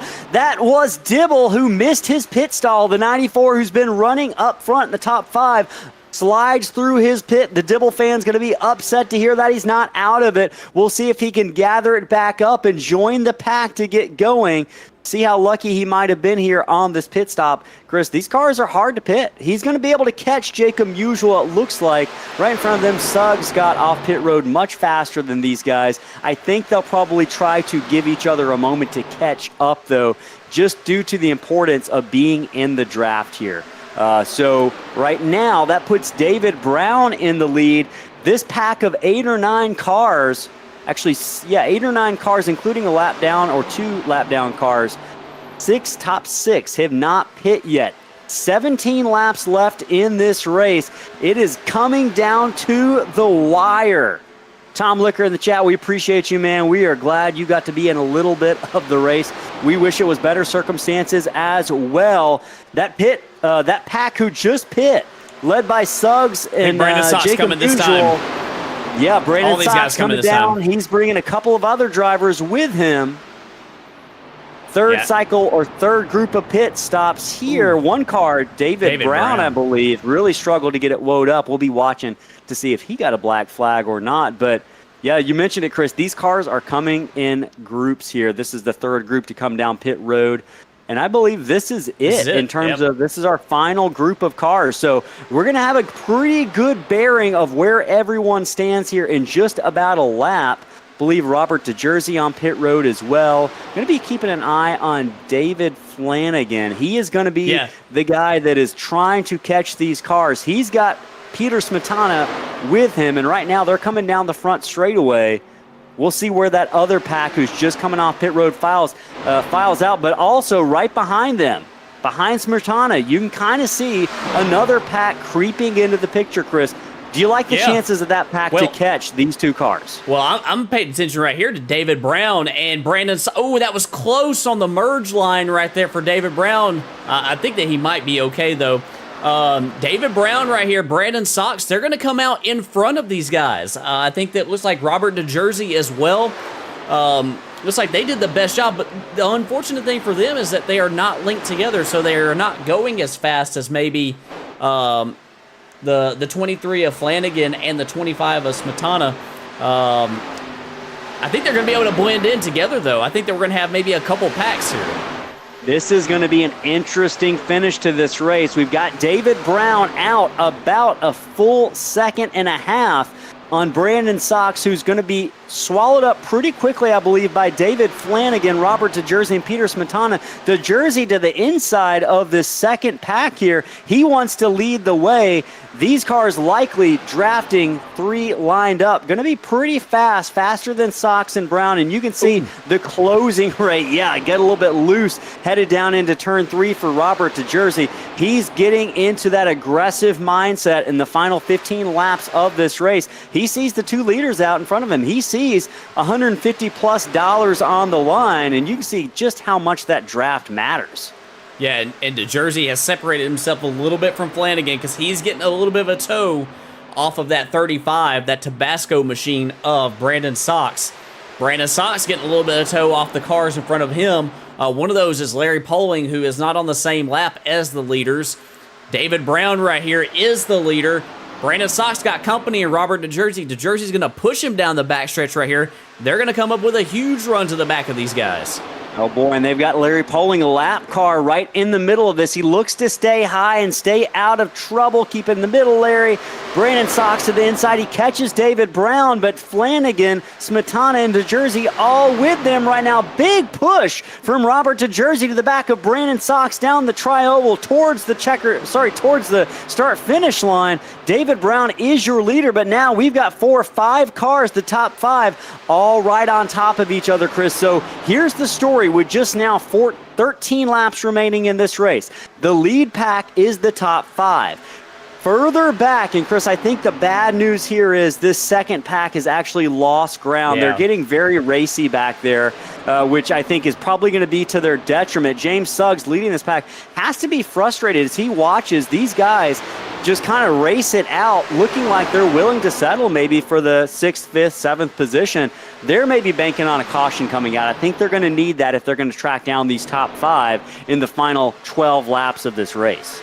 Unfortunately, I think that's going to be what they need. They've also got older tires than these guys in front of them. A lot of those guys came before these drivers that you see on your screen right here. So, very unfortunate for them. I just think that it's not going to work out in their favor unless they get that caution. And that very well could happen here as we come up to just almost to that 10-lap to go mark. Yeah, you almost just kind of feel on Halloween Eve the ominous kind of tension brewing. We've been almost 50 laps without a caution. You almost feel like we're due for one. Right now, a lot of single-file racing, but I think as we approach the final 6, 7 laps, that's going to change, particularly up front. You've got Brown, DeJersey, Flanagan, and Sox, and then Smetana's fallen back a little bit. Yeah. I'm not sure what happened to that 25, but he looks to be in danger of losing that draft up front. I think that he ran into a little bit of trouble, maybe with Larry Poling. I think he got hung behind Larry, had to make that pass. I think that maybe slowed him down a little bit. I'm going to try to watch his lap time right here and see if he's able to. I think that he definitely still has the draft of these cars in front of him. In fact, what we'll do, and we might have a difficult time doing it because he is having a little bit of a connection problem, but we'll actually pull up the race insights powered by Pierce Graphics right here. We'll watch his time right here at the line compared to Brandon Sox right here in front of him. Kind of ignore the overtake projection right there, and we'll just sort of see the differences in speed right here. And, yeah, unfortunately, it's not going to work because he did have that. No, it did work. He is a little bit faster, not by much, but he still definitely has the draft. He just saw Brandon Sox pass David Flanagan, which put Flanagan a little bit out of momentum, and it's going to put Flanagan back closer now to Peter Smetana. Maybe he can get a beat of a draft off the back of that number 23 and maybe bring these final 3 cars back up into the picture for the battle for the win that we're getting ready to see, Chris. This second group has lined up just a little bit, but I think it's a little too late. They are now 9 seconds back, and they've lost at least probably 4 seconds since we saw that cycle of green flag pit stops come to an end. Right now, the leaders working their way. I believe that's by Steve Vesson, number 17. Had a strong night, got involved in some cautions early, though. And, man, if you're these top 2 cars, I think you're getting nervous because you're seeing these other 3 cars group up. Steve Vest gets turned off the back straightaway, off of turn 2. Are we going to see a caution for that, or will he break it and tow it? I think we're going to see him tow it. We remain under green flag conditions, but I think, Chris, what happened is Vest kind of slid right up in front of David Flanagan, and I just don't think David could really afford to let off the throttle there, and Steve paid the price for that move. We're going to remain under green flag conditions, Chris, but all top 5, they're there right now. Everyone's got the draft, and within the next lap or so, I think we'll see the top 5 running in a wad. Hopefully not a wad of destroyed race cars, but with 8 to go, Chris, this is going to get intense. Thanks for Ryan Ripka for subscribing. We appreciate you as we watch that replay of Steve Vest. Josh Ryan also in the chat said he caught the wall at 2 again, and he parked it because of that. So good run for you earlier, Josh. Sorry it didn't work out tonight, but the top 5, man, they are going to be going at it here. You can just feel the intensity picking up. I got to save my voice. So I'll let you call this next lap, Chris. Yeah, and right here you've got Robert DeJersey all over the back bumper of David Brown. We made mention of Robert DeJersey earlier. Didn't see much of him. You know, he was up there near the front early on, but it seemed like he kind of slid back at the beginning, and it wasn't because of, you know, any type of lack of talent or lack of speed at all. It seemed like he was kind of saving himself for later in the race. Did a great job, executed that final pit stop flawlessly on pit road, and here he is right now delivering a heck of a push to the back bumper of David Brown. Robert DeJersey is somebody that's going to have to be reckoned with, I think, if you want to try to win this thing. He's one of those guys like Brandon Sox, like Sam Oliver, who races these things pretty regularly, and he knows what he's got to do at the end of these super speedway races to put himself in position to win. Yeah, just 6 laps now left in the books here from the Sunset Showdown number 2 from Votive Racing League. $300 on the line. Payouts for the top 3. The winner gets at least 50% of that $300 check, so at least $150 to the winner. Robert DeJersey, that second car in line behind David Brown in the number 83. A little smoke off the corner. Not sure if that's just a haze or that came from a car, but we're still under green flag conditions. And look at that, a little bit of tandem drafting going on between the top 2 and then 3rd and 4th back behind. How much do you think these other cars, led by Brandon Sox, 3rd, 4th, and 5th, are just kind of biding their time to get closer to that lead pack? How difficult is it to get closed into the back bumper of Robert DeJersey if you're Brandon Sox right now? Well, I think that, you know, as these laps go by, you know, you start really thinking about, man, am I going to have the tire to possibly be able to make a move right here as we ride on board right here with Robert DeJersey. See him, you can hear him kind of lift a little bit right there on entry to turn 1, feather it a little bit through the center of the corner. I think that's going to be one of the big things right here is, you know, trying to save a little bit of that tire to try to, you know, have a little bit more maneuverability here in the final stages of this race. I think they're definitely going to have it in them, though. I think they're definitely going to have that possibility to be able to pull out and to make that pass, you know, as long as they keep their nose clean here. If you're a Rapp, Pearson, Dibble, Suggs, or Musial, or Cosner fan, I've got bad news for you. Not bad news, but they're out of the probably chance to win this race without a caution. They're running 6, and their times continue to get slower. They're now back to 12 seconds back, so without the help of a caution, we're really watching this top 5 battle for the win. Good runs going for all those guys, just not where they want to be on the track right now after that final cycle of green flag pit stops. We're coming up to 3 to go. Steve Vest on the inside there. Drivers having to work their way around that number 17. Everyone does so flawlessly, but a close moment there as we come down the front straightaway now, coming to 3 to go. You can see it looks like Peter Smetana working his way now on the outside. He's the first car to make a move in the last 6 or 7 laps. It's going to push Brandon Sox closer to that yellow line on the inside. It looks like Robert DeJersey and Smetana, the 2 international drivers from Australia in Central and Eastern Europe, they're going to be working together potentially on this last lap. Smetana in the wall. One car, Smetana in the wall down the back straightaway. That's going to spell bad news unless he can save it and get a draft quickly from David Flanagan. That might put Flanagan at risk as well. He's going to have to draw closer to Brandon Sox if he wants to stay in this race. Coming to 2 to go, it's Brown, DeJersey, Sox in the orange car, and then David Flanagan further back in that black car. Chris, this is going to be wild. DeJersey all over the back of David Brown. If you're Brown, you're looking at the mirror right now. What are you thinking? I'm thinking that 86 car has to be handling really, really well to be able to stay as close as he's staying to the back bumper of that 83. That's really impressive that he can do that. We've seen him all over the back bumper. As I think Brown blinks out right there, he comes back. But, yeah, I'm a little bit nervous about just how much speed it seems like that 86 has. Yeah, that 86 is handling really well and seeing some connection issues out of David Brown. Got to be careful here. The leader, maybe a little bit of an internet connection issue, but we're coming to the white flag. Nothing matters now except that checkered flag. This is going to be dicey. David Brown down to the inside of the tri-oval for the second to last time, penultimate lap. Now the white flag is out. Brandon Sox jumps to the outside. David Brown really struggling with connection here. Sox lifts out of the throttle. David Brown is your leader. DeJersey second, Sox third. Don't forget about Flanagan fourth into the wall of couple of cars sideways. We're watching the top three there. There goes Robert DeJersey to the inside of David Brown. He's going to have to get it low down into the corner. Brown's going to stick in the throttle to the outside. Who will Brandon Sox, that orange car in third place, choose to go with? He very well might be the kingmaker. Brown to the outside, DeJersey to the inside. There goes Brandon Sox up the middle. He makes it stick. Can he hold it? Brandon Sox is going to win sideways across the line. Sox first, Brown second, DeJersey third. According to the scoring loop, Chris, that was 5/1000ths of a second. Brandon Sox, who is in shambles down in turn one, hangs on to it for the win at the line. My goodness, I'm not surprised that we saw that finish, but whoa, that took some guts to go up the middle 3 wide.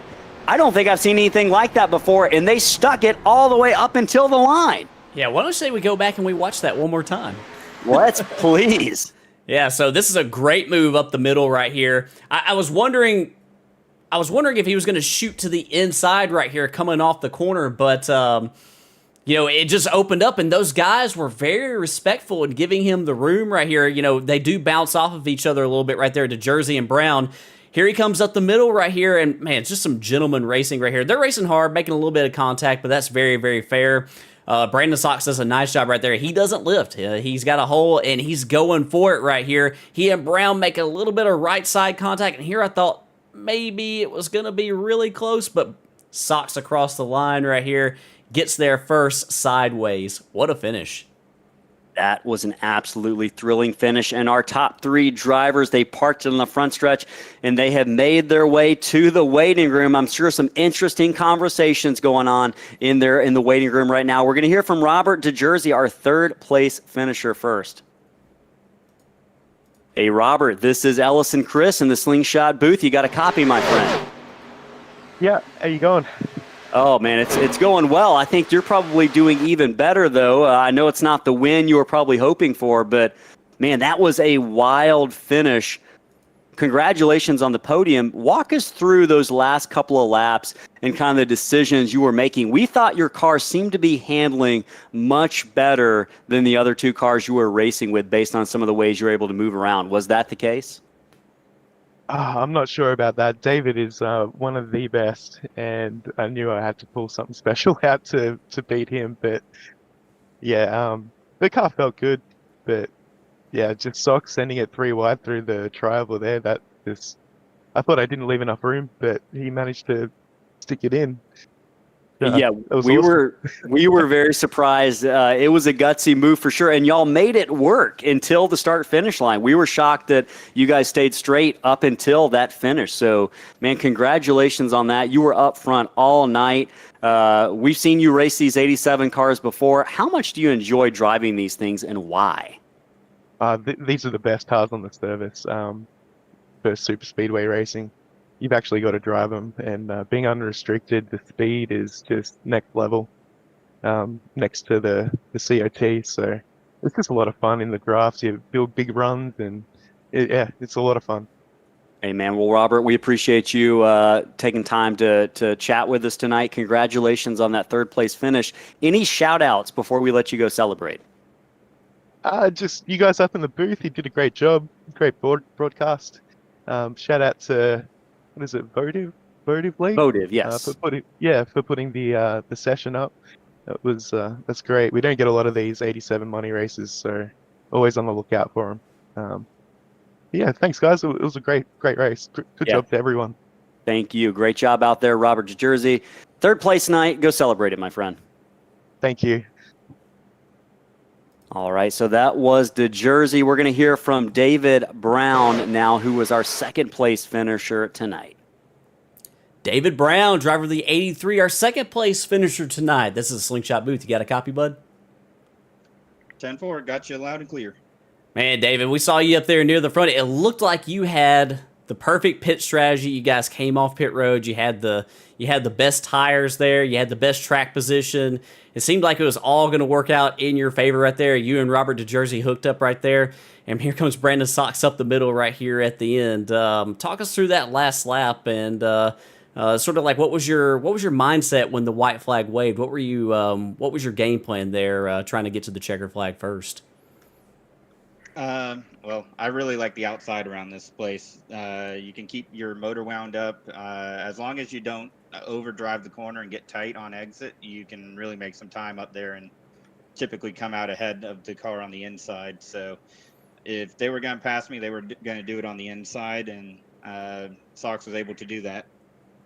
Well, man, you definitely gave him a run for his money all night. How was the racing out there tonight? It seemed like, after about 20 laps or so, you start to see some separation in the field. Was it fun out there racing with everybody? Yeah, it was a ton of fun. Everyone was keeping it clean, but keeping you on your toes at the same time. You definitely gave him a run for the money tonight and brought home a second-place finish. I hate to tell you, David, but it was only 5/1000ths of a second right there at the line. A heck of a finish between you, Brandon Sox, Robert DeJersey. Before we let you go celebrate this podium finish, any shout-outs that you want to give? Shout out to Sox and DeJersey. We were all working together there, and so we did that pit strategy. Worked out great for us. They had to cook their stuff getting back up to us, and so it really made it a battle between the three of us, I think. Well, man, that's a great result tonight. You definitely put on a great show for all of us. That's David Brown, our second place finisher tonight. Congratulations, bud. Thanks. All right, we'll pull Dave out, and now we'll hear from Brandon Sox. Hey, Brandon Sox, this is Ellis and Chris in the Slingshot booth. You got a copy. Oh, man. That was awesome. Catch your breath. That Sweating for real. That was some awesome racing right there. Well, man, you finished second in the last Sunset Showdown at Daytona, so we knew you were going to be strong tonight, and you were kind of lurking there in the top 5, top 10 most of the night, but you kind of made your way to the top 5 and then towards the front in that final phase of the race. Let's just start with that finish, man. When that hole opened up, I wasn't sure if it was big enough for you to get there, but you took the chance anyways. What were you thinking when you took it 3 wide there coming out of turn 4 down the front straightaway? To be honest, I was thinking about throwing it there on the inside, but yeah, once I saw the middle just slightly open, just a crack, I was like, yeah, let me see what happens. I'm interested to see if they gave any room, or if it, I ain't watched it back yet myself. I thought we was gonna wreck, to be honest, but yeah, that was definitely, I thought, the winning move right there. Man, it was intense, and just the quality of driving that we saw there from all three of you in those final closing laps, but especially the respect we saw coming to the line, everyone giving each other as much room as you could, right, coming to the win, but you put that quite a show on in that Tabasco number 35 out there tonight. Man, just how fun was it out there to drive these things?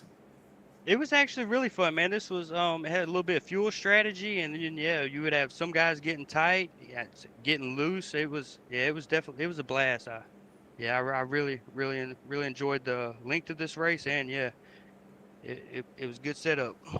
Well, man, hell of a job tonight. Before we let you go celebrate that win, you got any shout-outs?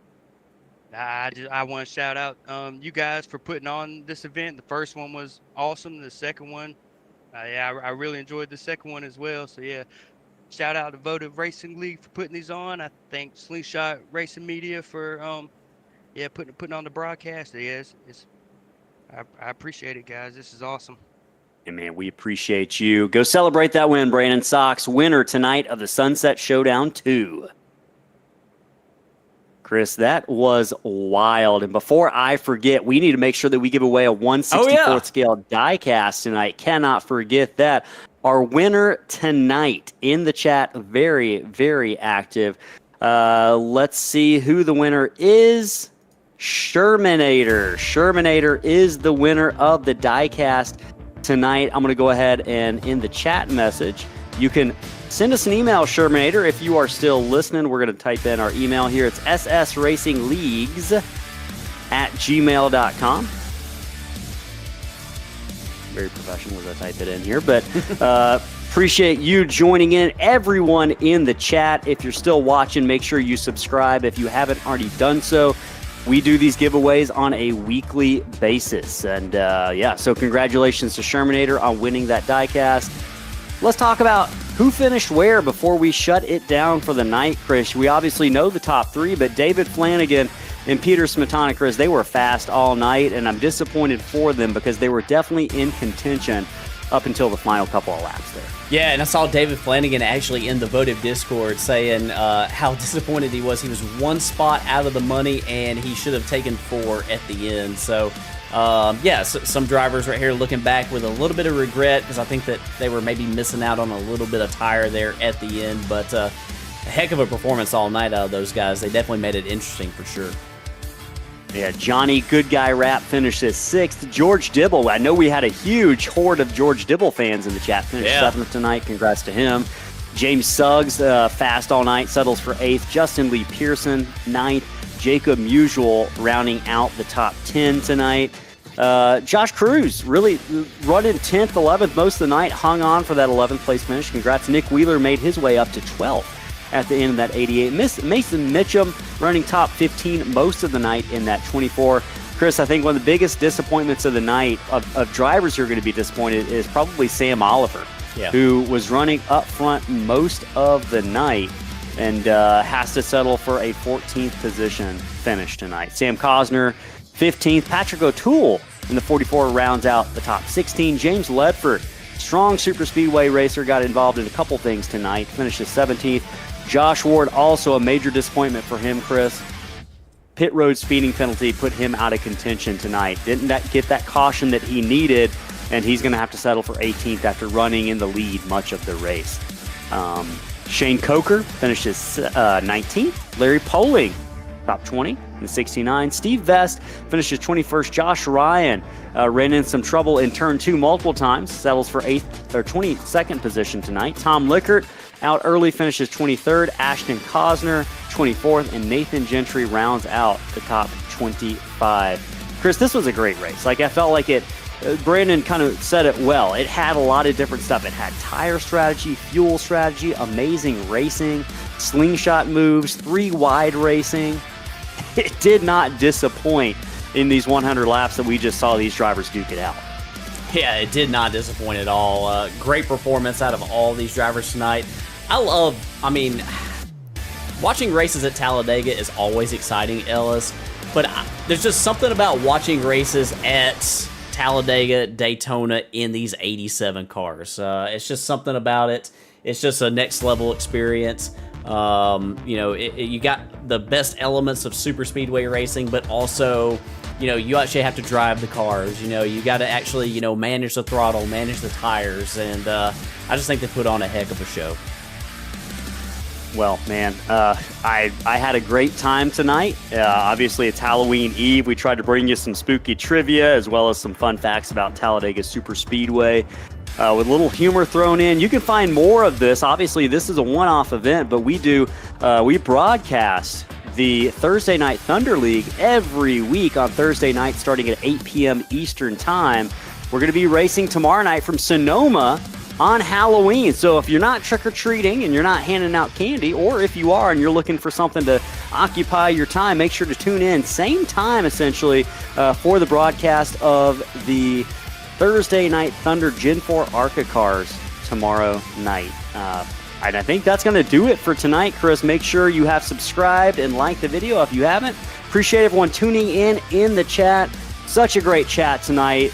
Y'all make it happen. We do this for all the fans, and hopefully everyone enjoyed it tonight. I don't think we could have done better with the finish, man. It was awesome. Hopefully we'll have just as good a one tonight, but that's going to do it for Slingshot Racing Media and the Votive Racing League. This was Sunset Showdown 2 from Talladega.